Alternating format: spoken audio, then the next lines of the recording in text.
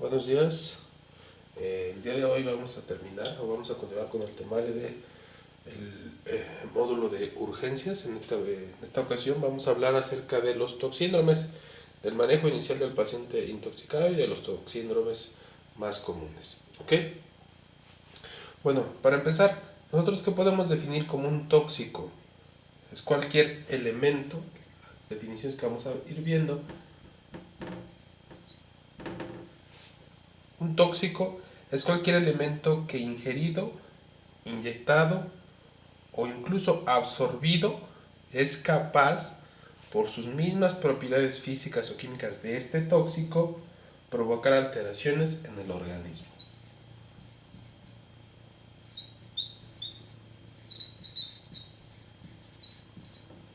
¿Ok? Eso es lo que nosotros podemos definir como tóxico. Entonces, si eso es un tóxico, ¿qué podemos definir como intoxicación?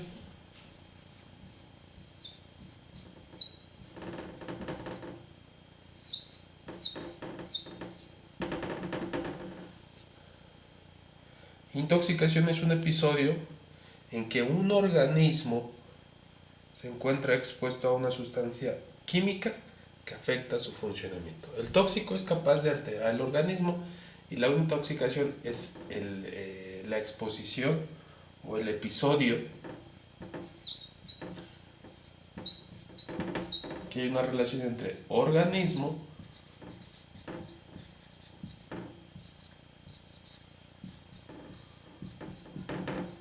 y tóxico. ¿Ok? Entonces, cuando un organismo está expuesto a un tóxico, se le considera una intoxicación. ¿Ok? Y a eso vamos hacia qué es un toxíndrome, que lo consideramos como un conjunto, que toxíndrome o síndrome toxicológico.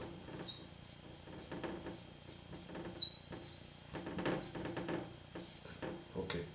Toxíndrome como un conjunto de signos y síntomas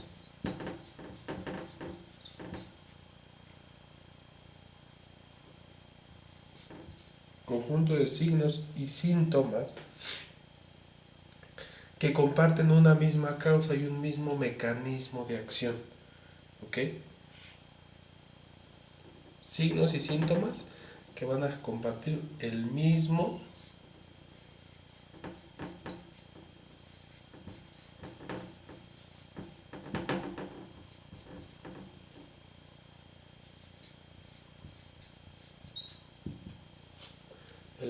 mecanismo de acción. ¿Ok? Ahora bien, ya vimos que un tóxico es cualquier sustancia que pueda alterar el organismo por las mismas propiedades químicas o físicas del tóxico. Una intoxicación es una exposición, o es el episodio donde hay una exposición entre el organismo y el tóxico. Un toxíndrome son signos y síntomas que comparten el mismo mecanismo de acción. ¿Ok? Eso significa que si el mecanismo de acción es un tóxico que hace interacción con el organismo, ese mecanismo de acción nos va a dar unos signos y síntomas, todos derivados de esa exposición. Entonces, si no estuviera expuesto a esa sustancia, no tendría la misma relación de signos y síntomas. A eso se le conoce como síndrome toxicológico o toxíndrome. ¿Ok? Ahora bien, la exposición a una cierta sustancia también está relacionada, esta exposición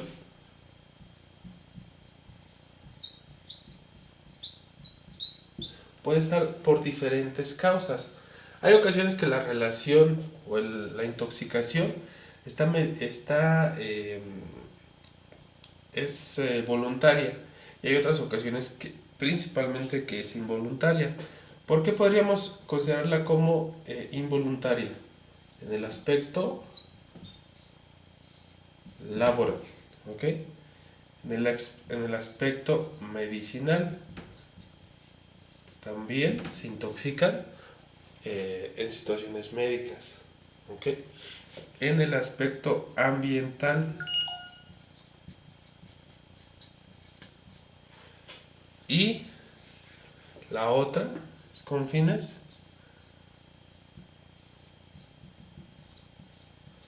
recreativos o voluntarios. ¿Ok? Son las causas por las cuales un paciente se podría intoxicar: laboral, medicinal, ambiental y cuestión recreativa. ¿Ok? Ahora, esta intoxicación, ¿por qué medios de contacto puede tener? Esto es cutáneo, oral, intravenoso,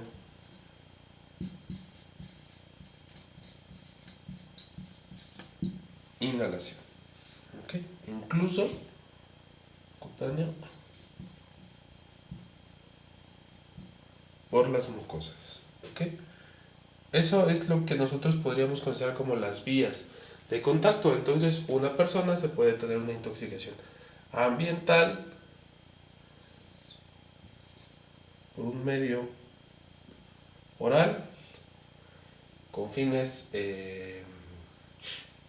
una exposición ambiental que fue ingerida eh, en, y eso lo que nos podría condicionar es una intoxicación o un toxíndrome, ya que este químico ingerido en el ambiente nos podría condicionar el desarrollo de síntomas y signos de la misma, como del mismo mecanismo causal. ¿Ok? Eso es lo que nosotros podremos hablar en cuanto a las generalidades de la toxicología o de la intoxicación. Entonces, ¿de qué depende que una sustancia química sea capaz de generar cambios en el organismo? Pues depende de la misma característica de la sustancia. Algo que es importante es la dosis y el tiempo de exposición. Entre mayor dosis o mayor tiempo de exposición, las posibilidades de desarrollar un síndrome toxicológico pues van a ser mayores. ¿Ok? Ahora bien, ¿dónde es el lugar donde más se desarrollan intoxicaciones? 25% aproximadamente, o sea, uno de cada cuatro, lo va a presentar en su habitación o en su área de descanso. La cocina es otra área importante donde una persona presenta cuadros de intoxicación. ¿Ok? ¿Y cuál es el grupo más vulnerable? Pues son los niños.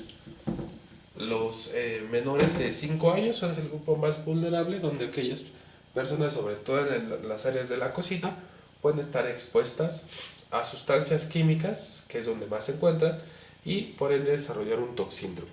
¿Ok? Se presenta casi en el 2% en las áreas de urgencias, es una una baja incidencia. Sin embargo, esos pacientes, dependiendo el tóxico y dependiendo la identificación temprana, pueden o no podrían tener compromiso de la vía. ¿Okay? La mayoría de los que llegan a los servicios de urgencias entre niños son niños y en segundo plano son con fines recreativos o intencionales. Significa que mucha gente con los fines recreativos termina con un proceso de intoxicación. ¿Okay? La edad más común para los fines intencionales es alrededor de los 16 años, entre los 33 y los 39.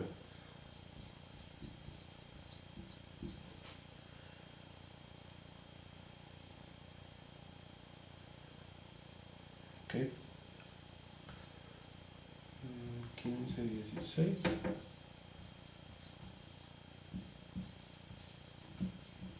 Los niños menores de 5 años.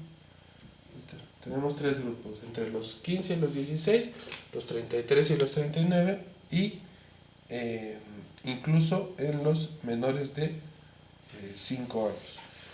¿Ok? Ahora bien,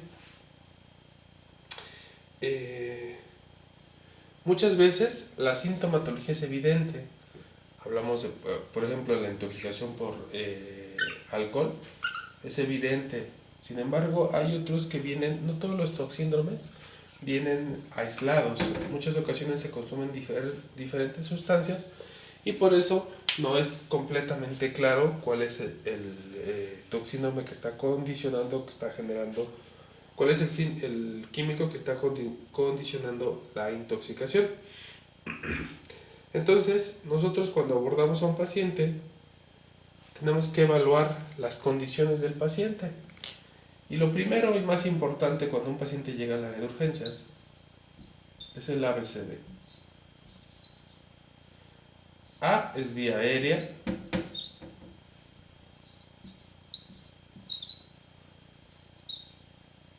Ventilación.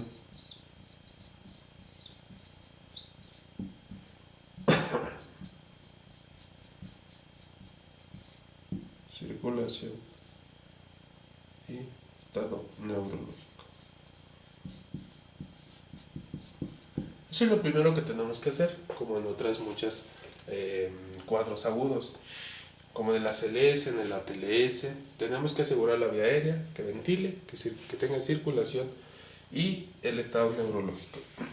Y después de eso, nosotros tenemos que evaluar las condiciones del paciente. Esto es, tenemos que evaluarlo en base a sus signos vitales. Algo que es importante es que se tiene que atender el paciente, no el tóxico. Se tiene que atender a las condiciones del paciente porque, como ya mencionamos, hay ocasiones en las cuales la intoxicación no es aislada, sino viene en conjunto dos o más tóxicos y es lo que les condiciona que el cuadro no sea completamente evidente. ¿Ok? Nosotros tenemos que evaluar las condiciones del paciente. Si el paciente tiene el ABCD está bien, nosotros tenemos que guiarnos hacia los signos vitales.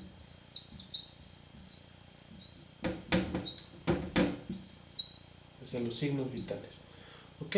Y en base a los signos vitales nosotros tenemos que darle el manejo. ¿Por qué? Porque si el paciente está hipotenso, hay que darle soluciones. Nosotros tenemos que evaluar la temperatura para el control térmico, cosa que es muy importante. Y en caso necesario, ya una vez que se identifica, pues entonces habrá que hacerle el manejo específico. Una vez que nosotros evaluamos signos vitales, tenemos el ABCD, tenemos que iniciar con la historia o el interrogatorio. Ese interrogatorio no necesariamente es completamente cierto. En muchas ocasiones, por cuestiones sociales, los pacientes niegan o rechazan cuadros o ingesta de ciertas sustancias. Es hasta que ya ha pasado cierto tiempo que, sobre todo los familiares, son los que aceptan que el paciente ingirió o consumió alguna sustancia.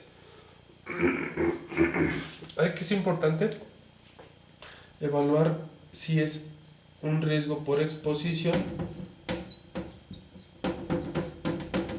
o si fue intencional. Algo que se me estaba pasando en esta parte de la exposición es que en el manejo inicial, si nosotros pensamos que es una intoxicación por exposición, antes de pasarlo al área de reanimación, nosotros tenemos que hacer un lavado, sobre todo en aquellos que son por vía cutánea. Todas esas exposiciones que fueron por vía cutánea o inhalados, el paciente o los que están en el área de urgencia tienen riesgo de exposición y por ende de también ser víctimas del mismo tóxico. Entonces es importante hacer un lavado, retirar toda la ropa y pasarlo a posteriormente al área de urgencias, donde se le tendrá que dar el manejo en el ABCD y en el tratamiento específico.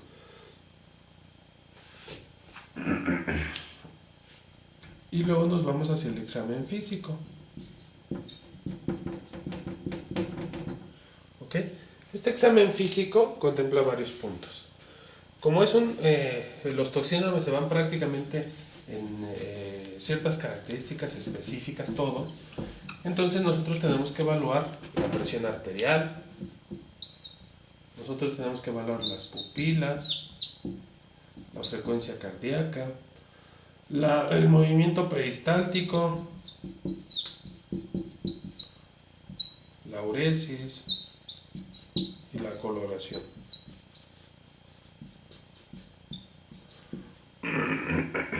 Esas características es lo que nos va a permitir que nosotros podamos identificar o evaluarlo de mejor manera. ¿Ok? ¿Qué estudios le vamos a pedir? Normalmente en el área de urgencias no hay una prioridad por pedir exámenes de laboratorio. Solamente o de manera inicial hay que darle soporte vital. ¿Ok? Sí le podemos pedir exámenes adicionales, incluso le podemos pedir un perfil toxicológico, pero ese perfil no va a estar en minutos, va a tardar horas en lo que se obtiene la muestra. Entonces tenemos que hacerle un manejo en base a las condiciones o las características clínicas. ¿Ok? ¿Qué exámenes de laboratorio le podemos pedir? Pues le podemos pedir una BH, química, electrolitos, PFH, porque es el órgano de choque, un electro y nada más. ¿Ok? Hay una gasometría. Son lo que nosotros podemos pedir: biometría, química, electrolitos, PFH, gasometría y un electro, que es importante sobre todo en el síndrome simpático mimético. ¿Ok? Nosotros podemos evaluar al paciente en base a los resultados del laboratorio y en base a lo que se puede obtener de manera inicial al hacer la exploración. ¿Ok? Hay diferentes, nosotros tendríamos que evaluar la necesidad de hacerle lavado gástrico, de hacerle, para dar el manejo tenemos que disminuir la exposición, entonces podemos ponerle lavado gástrico o carbón activado.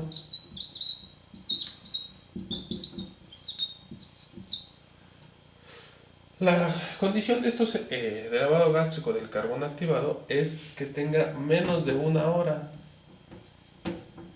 y que esté consciente.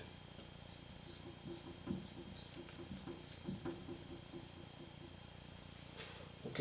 Si está consciente y tiene menos de 1 hora, entonces nosotros podemos hacerle el manejo. Pacientes inconscientes o incluso pacientes que tengan ilio, este se estaría contraindicado. Más de 1 hora ya no va a tener beneficio, que esté inconsciente ya no va a tener beneficio, o bueno, no va a ser útil para el paciente, y que incluso que tengan ilio tampoco les va a dar beneficio porque les va a traer complicaciones mayores a nivel abdominal. ¿Ok? Entonces, bajo esta condición nosotros ya revisamos al paciente, ya hicimos el interrogatorio, ya le hicimos un lavado para evitar o disminuir la exposición y le iniciamos el lavado gástrico. ¿Qué otra cosa es que nosotros le podríamos poner? Pues se le puede lavado gástrico, se le pone una sonda nasogástrica para cualquiera de estos dos, se le pone una sonda Foley para cuantificar la uresis, sobre todo si está inconsciente, y con eso ya nosotros tenemos el control de la presión arterial, ya tenemos el electro para la frecuencia cardíaca, para evaluar algún daño a órgano blanco, ya tenemos, ya pedimos exámenes de laboratorio, lo tenemos monitorizado, ya le iniciamos lavado gástrico si está con menos de 1 hora y no tiene contraindicación con hilio o inconsciencia, y ya le estamos cuantificando uresis. ¿Ok? Entonces, este paciente ya le iniciamos su abordaje. El paciente respira, tiene pulso, tiene circulación, está oxigenando de manera adecuada y disminuimos tenemos un riesgo bajo de exposición por vía cutánea.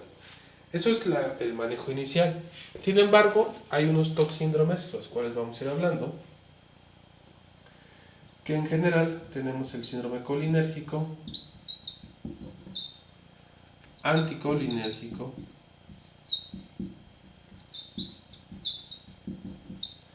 el síndrome simpático mimético,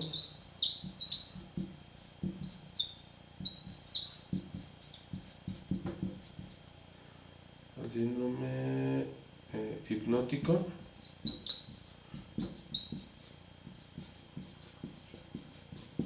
sedante, que son los toxíndromes más comunes. Obviamente tenemos más, sin embargo, pues esos son como los más comunes. ¿Ok? El síndrome colinérgico se caracteriza por una hiperactividad de la acetilcolina. ¿Ok? A nivel de los receptores, a nivel de las sinapsis,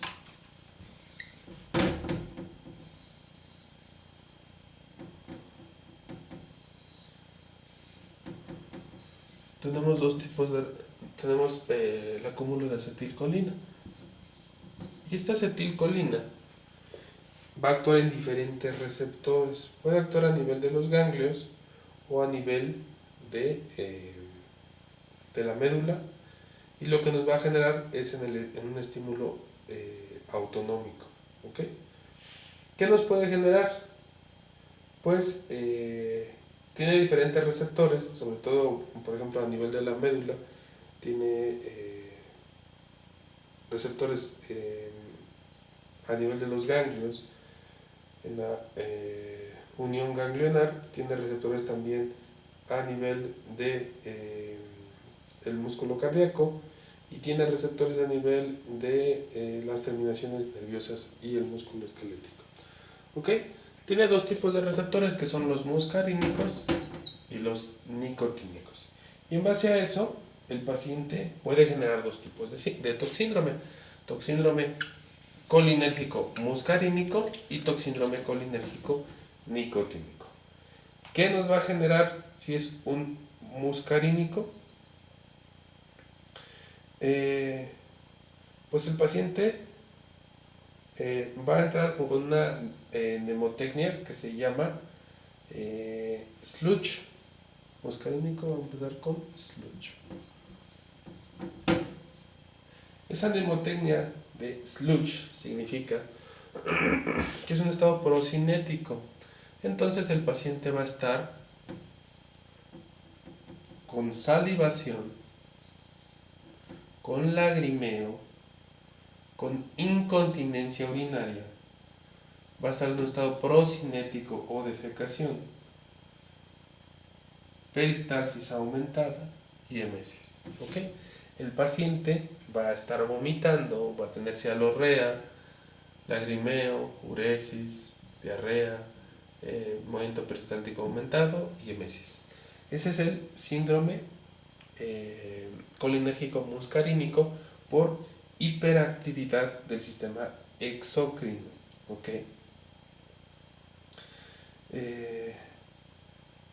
Y a nivel de pupilas, el paciente va a estar con miosis. Entonces, si es un paciente que tiene una intoxicación por colinérgicos y que esos colinérgicos les generan hiperactividad de todos los sistemas, por lo cual va a estar con elevación de la salivación, elevación del aumento del peristalsis, aumento de la mesis, lagrimeo, diarrea, va a tener incontinencia. Hablamos de intoxicación por síndrome muscarínico. ¿Ok? Y en el síndrome nicotínico, los pacientes tienen un olor su característico como de ajo, tienen palidez, ¿okay? Tienen taquicardia, tienen midriasis,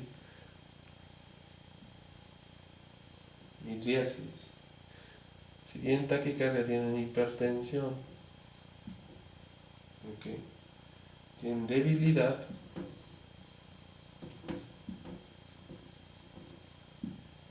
¿okay? Y calambres, debilidad, ¿ok? Y a nivel del sistema nervioso, pues el paciente se encuentra ansioso, ¿ok? Ansioso, agitado, te va a quejar de dolor de cabeza, incluso podría llegar a convulsionar, ¿ok? Esto es en cuanto al muscarínico y a los nicotínicos, ¿ok? Ahora bien, ¿cómo vamos a hacer que este paciente cómo se puede complicar? Pues sobre todo si es en el nicotínico y el paciente llega a convulsionar, podría llegar a un estatus epiléptico. Y en el paciente que tiene hipersecreción de todas las mucosas, el paciente se podría broncoaspirar y condicionarnos una obstrucción a nivel de las vías respiratorias, ¿ok? Entonces, ya vemos que inicialmente hay que iniciarle con disminuir la exposición. ¿Cuáles son las sustancias que generan un síndrome colinérgico? Pues muchas veces hablamos de los organofosforados.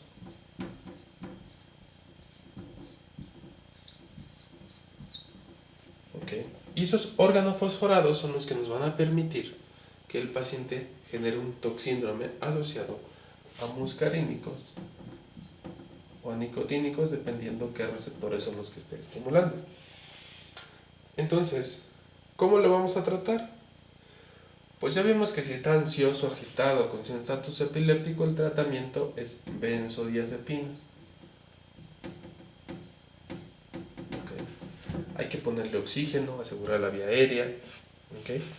Y iniciarle el tratamiento de disminuir la exposición, esto es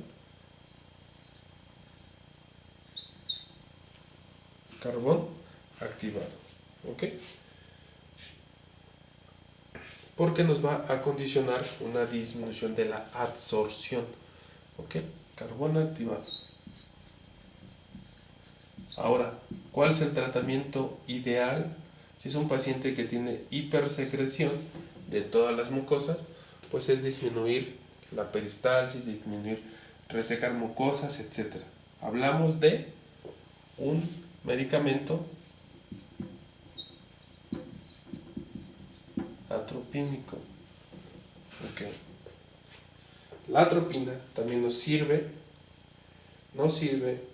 para disminuir para resecar todas las mucosas. ¿Ok? ¿Cómo se lo damos? Pues se le puede poner de 1 a 5 miligramos cada 5 o 10 minutos. ¿Ok? Y ese es uno. La otra, le podemos dar pralidoxima, que es el antídoto. Es 1 a 2 miligramos cada 5 a 10 minutos. ¿Ok? En cuanto al síndrome colinérgico. Ahora,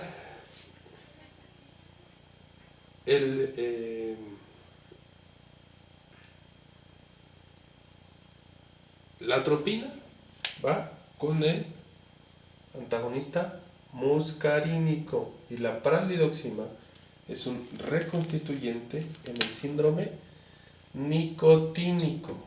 ¿Okay? Cualquiera de estos dos, vamos a tratar el síndrome colinérgico, que ya sea por estímulo de los receptores muscarínicos o por el estímulo de los receptores nicotínicos. ¿Okay? Hablamos de síndrome colinérgico. Ahora bien, después de este síndrome aparece el síndrome anticolinérgico. ¿En qué consiste el síndrome anticolinérgico? Si el síndrome colinérgico tenía que ver con secreción de mucosas. ¿Okay? El síndrome anticolinérgico está asociado a los antihistamínicos, por lo cual el paciente va a tener resequedad de mucosas. Bueno, aquí anticolinérgicos, podemos hablar de este, podemos hablar de los antipsicóticos,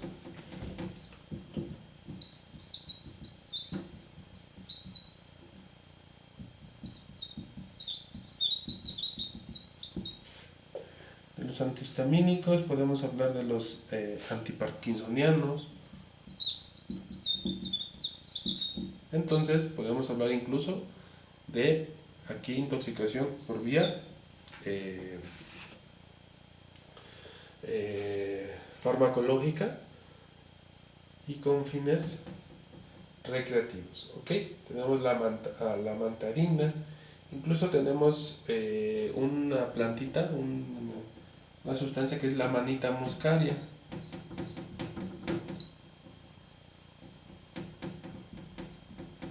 La manita muscaria, la escopolamina, también podemos considerarla como el agente causal. ¿Ok? Entonces, si nosotros vemos a un paciente que tiene un síndrome anticolinérgico, ya vimos que el colinérgico es secreción en todos lados, y si es nicotínico, si es muscarínico es miosis, entonces este paciente va a tener midriasis. ¿Ok? Va a estar seco, porque va a tener las mucosas secas, ¿ok? Y al estar seco va a tener hipertermia. ¿Okay? Al estar con hipertermia va a estar rojo. Y esta condición del paciente nos va a generar que tenga alucinaciones. Okay. Al estar con estas condiciones, nosotros podemos decirle que está rojo, va a estar rojo, va a estar con alucinaciones, va a tener midriasis y va a estar seco y con fiebre. ¿Okay? Incluso podríamos tenerlo como con delirio. ¿Qué pasa a nivel de la vejiga si con el síndrome anticolinérgico, con el síndrome colinérgico estaba con hipersecreción o incontinencia, aquí va a estar con retención aguda de orina. ¿Ok? Va a tener disminución de la peristalsis. Incluso a nivel abdominal podría llegar a tener ilio. Muy bien. ¿Ok? Entonces, tenemos que a nivel de la piel está rojo, tenemos que tiene alteraciones a nivel neurológico, tiene agitación. En el ojo tiene midriasis, por lo cual tendría que tener visión borrosa. La boca está seca, va a tener dificultad para tragar. Los pulmones van a estar con broncodilatación y va a tener una ligera vasoconstricción a nivel de la piel. Va a tener estreñimiento, incluso ilio, retención aguda de orina y no va a sudar el paciente. ¿Ok? Ese es el anticolinérgico. ¿Y cuál es el tratamiento? Pues para los cuadros de agitación, incluso de convulsiones, pues le dejamos benzodiazepinas. ¿Ok? Le dejamos benzodiazepinas para disminuir el periodo de agitación. También se le puede dejar carbón activado. Y el tratamiento o el antídoto es la fisiostigmina. Fisiostigmina. ¿Ok? Esa fisiostigmina es un inhibidor de la colinesterasa. ¿Ok? Y nos va a dar un cuadro con... bueno, lo vamos a tomar de 0.5 a 2 miligramos IV cada 5 minutos. ¿Ok? Fisiostigmina es el antídoto y le vamos a dejar benzodiazepinas, carbón activado, fisiostímulo. ¿Ok? ¿En quiénes son más común que se intoxiquen por antihistamínicos? Pues en los niños. Por el sabor agradable de estos fármacos. ¿Ok? Ya vimos el colinérgico, ya vimos el anticolinérgico. Es importante aquí identificarlos. ¿Ok? Y tenemos dos más, que son el simpático mimético y el hipnótico sedante. El simpático mimético, ¿cómo lo podríamos considerar? Como que mimetiza al sistema simpático. O sea, es un estimulante. ¿Y qué estimulante nos genera un efecto similar al sistema simpático? Pues la cocaína. ¿Ok? Los estimulantes, como la cocaína y como las diferentes sustancias que se consumen con fines recreativos, con fines de permanecer despierto, nos van a generar un cuadro simpático mimético. ¿En qué otra ocasión? Pues todos los estimulantes, los diferentes estimulantes que se venden, ¿ok? Efedrina, drogas sintéticas como el LSD, ¿ok? Anfetaminas,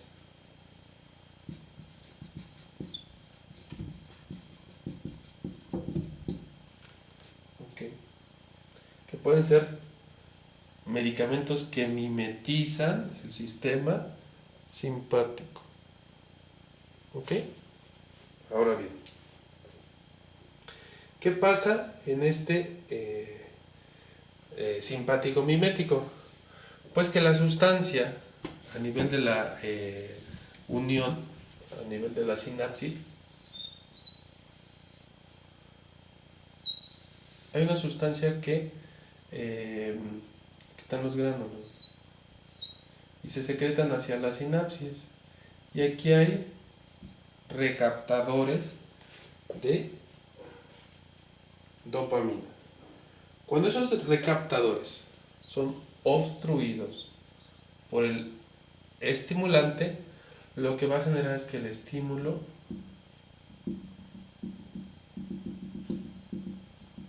se satura y los receptores, hay mayor cantidad de dopamina y nos da placer, tenemos una sensación placentera. Y estos receptores se saturan, pero al saturarse nos va a dar cierta tolerancia, por lo cual mayor estímulo o mayor inhibición de los canales de recaptación de dopamina, pues no van a modificar el estímulo o no van a modificar ya la sensación placentera, por lo cual nos va a generar cierto grado de tolerancia. Pero ¿qué pasa si tenemos grandes cantidades de dopamina y de norepinefrina? ¿Okay? Esas cantidades elevadas de dopamina y de norepinefrina nos van a generar los efectos displacenteros o los efectos no deseados, como sería hipertensión, nos va a dar con agitación, con ansiedad,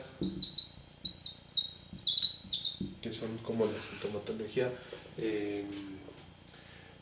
más importante a nivel del sistema nervioso. Incluso nos podrían dar paranoia, que también es como parte de la sintomatología, es como parte de la sintomatología del sistema nervioso central. Paranoia, ansiedad, agitación, hipertensión. ¿Qué otra cosa nos puede generar? Pues taquicardia, y esta hipertensión más aumento de la frecuencia cardíaca nos podría llevar a que el paciente desarrolle un EBC hemorrágico. ¿Okay? ¿Qué nos va a pasar a nivel de la pupila? Midriasis. ¿Okay? Ya vimos que el paciente se encuentra midriático. A nivel de la piel, sistema nervioso, a nivel de la piel nos va a generar diaforesis, ¿ok? Taquicardia, hipertensión e hiperexcitabilidad del sistema nervioso central, ¿ok? Entonces, ¿qué hacemos con este paciente? Pues lo que le podemos hacer a un paciente que está con agitación, que está con alucinaciones, con un síndrome paranoide, es disminuir su agitación, darle benzodiazepinas, ¿ok? También necesitamos, como es un paciente que está con hipertermia, pues necesitamos controlarle la presión arterial, ¿ok?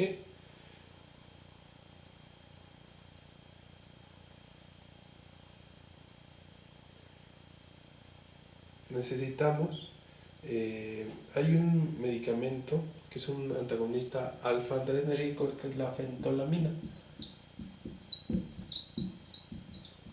pero básicamente es asegurar vía aérea, darle tratamiento de soporte con benzodiazepinas para disminuir la agitación y tratamiento agresivo o control de la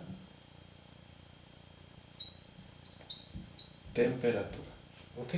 Control térmico por medios físicos, ¿ok? Algo que es importante aquí es que si es un paciente que tiene taquicardia, sobre todo en los pacientes con este TOC síndrome, nosotros no le demos beta bloqueador porque nos puede condicionar el desarrollo de una cardiopatía, de un síndrome coronario agudo. Nosotros tenemos que darle manejo con benzodiazepinas. Es con lo que nosotros tenemos que darle manejo, ¿ok? Prácticamente con todos estos, los síndromes que hemos visto, nosotros tenemos que hacerlo con benzodiazepinas. Ahora bien, hay otro toxíndrome, que es el síndrome hipnótico sedante. Y este hipnótico sedante, ¿a qué está asociado? Al consumo de alcohol. Así como es un mimético del sistema simpático, un sedante que adormece. Bueno, es redundante pues, pero un fármaco sedante o que adormece, hablamos del alcohol, ¿ok? Ese hipnótico sedante, pues es lo que genera es disminución o depresión del sistema nervioso central por estímulo de los GABAérgicos, de los receptores GABA. Esos receptores GABA que ya vimos son los encargados de disminuir el sistema nervioso central, o sea, de disminuir la excitabilidad. Y este es el síndrome más común. Paciente intoxicado está en un estado de un toxíndrome por hipnótico sedante. ¿Y cómo lo vamos a encontrar? Pues bajo sedación. Vamos a encontrar con sedación.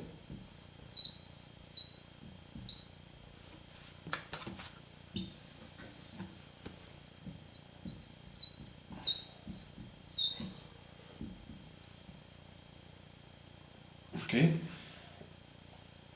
Lo vamos a encontrar confundido con lenguaje como que arrastra las palabras, farfullante,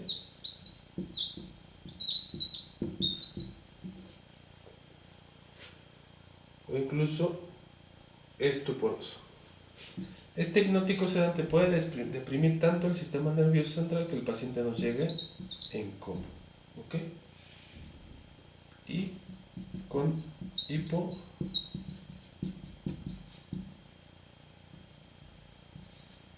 hiporreflexia, ¿ok? Entonces, para este caso, que se puede dar por alcohol,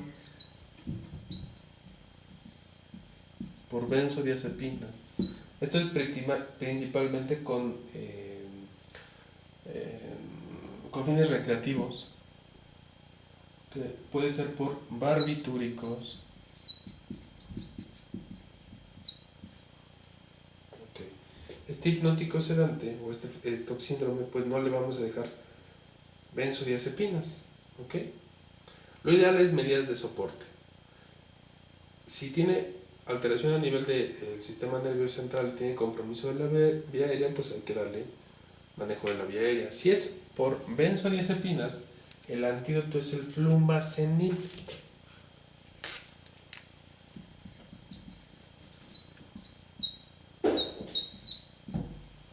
El flumazenil. ¿Ok? Ese flumazenil es de 0.2 a 0.5 miligramos IV cada 5 minutos. Una dosis máxima, perdón, cada minuto. Una dosis máxima de 3 miligramos. Entonces hablamos de 0.2, 0.5 hasta 3 miligramos, dosis máxima. ¿Ok? Para benzodiazepinas. Para el alcohol, pues necesitamos darle manejo de soporte. ¿Ok? Le podemos dejar solución glucosada, le podemos dejar tiamina, le podemos restituir con líquidos, le podemos hacer manejo con de soporte para mantener la temperatura, etc. ¿Ok? Con el fin de mejorar. Es un paciente que el sistema nervioso central está deprimido y estos receptores se van a recuperar, estos receptores se van a limitar y el paciente se va a recuperar. Sin embargo, tenemos que darle tratamiento de soporte. Obviamente, pues ya ahí hablamos de la intoxicación por alcohol y que el efecto que podría llegar a nivel hepático. Sin embargo, en cuestión del sistema nervioso central, pues sí tendríamos que darle tratamiento de soporte, o por benzodiazepinas, pues tendríamos que hacerle con flumazenil. ¿Ok? Ese es en cuanto al tratamiento del hipnótico sedante. Sin embargo, hay otro fármaco que es de otro toxíndrome, que es el síndrome serotoninérgico. Y esto es, igual que los toxíndromes, la acumulación de serotonina a nivel del sistema nervioso central. Esta serotonina es estimulante también y lo que nos va a generar es un estado de hipertermia, nos puede llegar a tener mioclonías, tiene alteraciones del comportamiento del sistema nervioso central y nosotros lo vamos a encontrar principalmente por sustancias como la fluoxetina, como venlafaxina, como el triptofano, como también podemos llegarlo a encontrar en en diferentes sustancias, pues. ¿Ok? La mioclonía, los movimientos incoordinados, son los que nosotros vamos a encontrar en mayor medida.